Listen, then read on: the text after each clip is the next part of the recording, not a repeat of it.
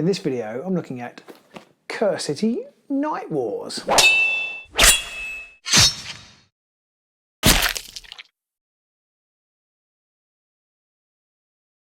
Hello AOS fans, Robin here.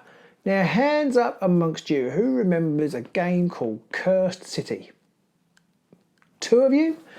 Yes, well, I'm sure there's a few more of you that remember Cursed City than that.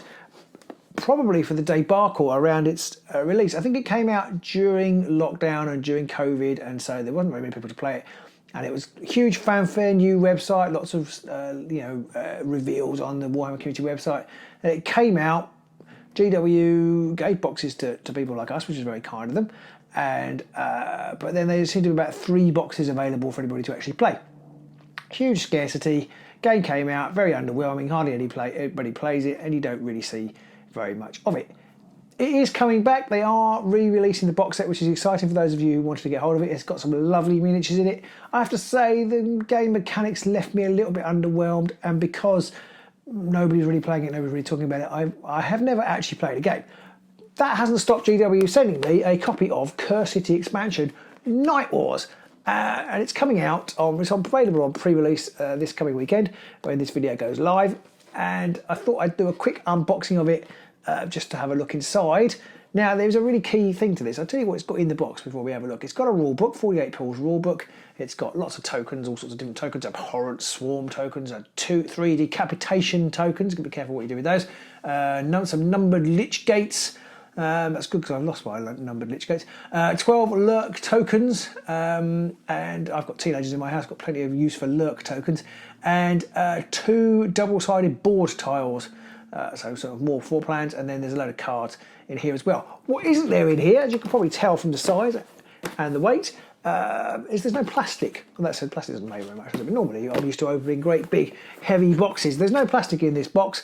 And that's because there are no miniatures. Now that is, say it'd be the elephant in the room, but it's not, because I'm going to talk about it. In order to play this game, you have to have sport to play it completely. You have to play Lady Annika, Radical of the Beast, Crits of the Rat Prince, Vampire Lord of Fell Bats. Having read through it, I'm not sure you actually need the Radical of the Beast. You could definitely, he's kind of like a wandering monster. You could definitely get away with just using your Radical. You definitely don't need him. But hands up out there, those of you who are still watching, that you think that's a bit of a smack in the face. So we have this new product for a product that wasn't very well supported, that GW kind of left us in the lurch, not knowing what was going on for a very long time, everybody feeling quite down and despondent about that. There's a new product on the block, and suddenly we have to buy all these miniatures, which comes to over £100 worth of miniatures. I think that's a big slap in the teeth. And I was going to be quite rude about this when it arrived, or when I heard I was going to get it, I was thinking, what am I going to say? It's going to be nice. I have got a few nice things to say about it. Firstly, it's £30. And that's not too bad for a GW sort of edition. You know, if you buy yourself a codex or something, that will cost you that much. If you compare it to the Arena Mortis pack for Warhammer Underworld, which I can't quite remember that much, but it's probably about 10, maybe at least, probably £10 less. This is better value, I think, for what you actually do get in the box. The problem is it's useless if you don't have the miniatures. And I think, in view of what happened with Curse City and the kind of disappointment that surrounded that, the least GW could do was put some cardboard standees in here for you to put on the right size bases, or approximate the right size bases, and just play this expansion with the game that you bought, or possibly paid over the odds for, because they would go for silly money. And I think that would have been a really nice thing to do. GW are a miniatures company, I could sort of see why they did that. That said, if you buy this and it has standees and you liked it, then you're probably going to look at getting these miniatures, aren't you? The miniatures are pretty cool. It's got Crits of the Rat Priest, it's got the Lady Annika, the Thirsting Blade in it, Radical of the Beast and the Vampire Lord and the Fellbats.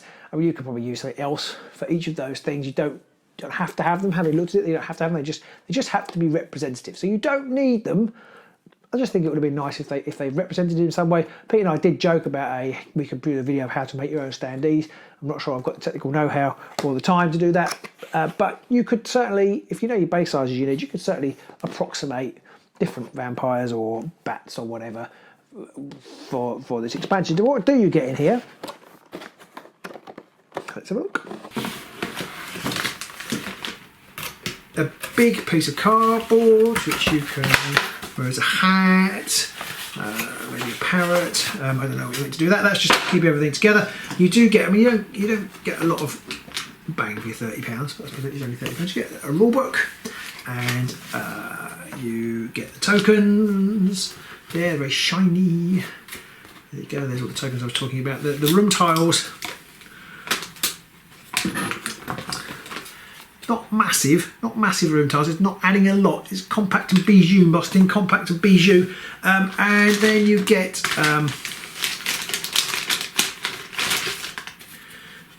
some cards. You do get some funky, which is kind of like one of the things I do really like about the Warhammer Quest games. You do get some funky secret envelopes, secret things in. It's a secret.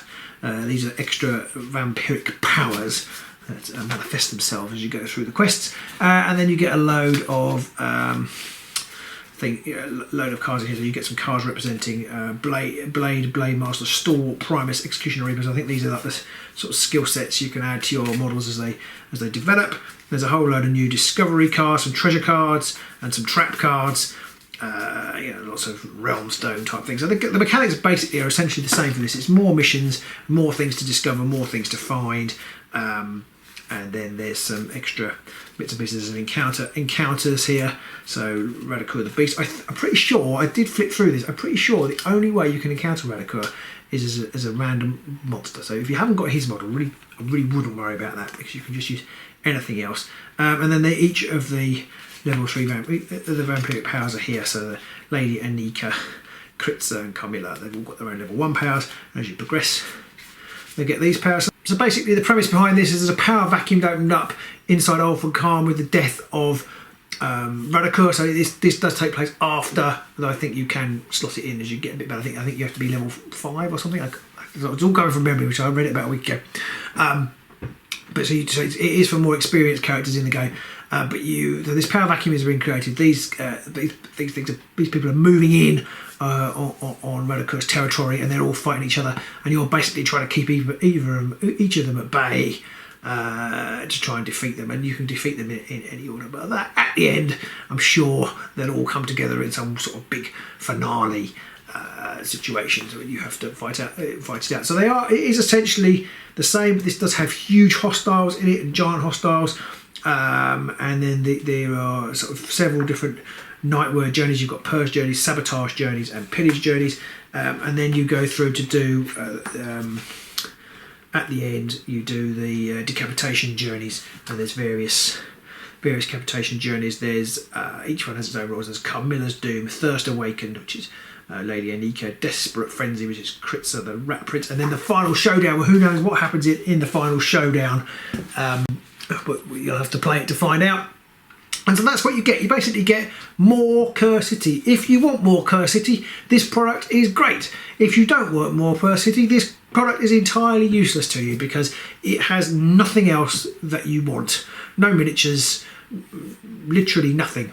So, if you want to play more Curse City, you've enjoyed your Curse City, you've exhausted your Curse City, then this, I think for £30, and you'll get it cheaper in places like Will and Games, secondary sellers, you'll get it cheaper, then go for it. Maybe you have the miniatures, maybe you don't. I reckon you could work around that, although obviously visually it won't be as good. So yeah, so my microphone has stopped, and I have only just noticed, so I don't know when that happened. You'll probably have noticed the cut, but I haven't really got much else to say about Curse City. Like I said, if you want more Curse City, definitely go out and get it. If you don't, then don't. So thank you for GW for sending me this. Unfortunately, I haven't played Curse City, so I can't tell everybody very much about it. It looks like more of the same vein, and that is my very small review. I'll see you soon on the Angels of Sigmar.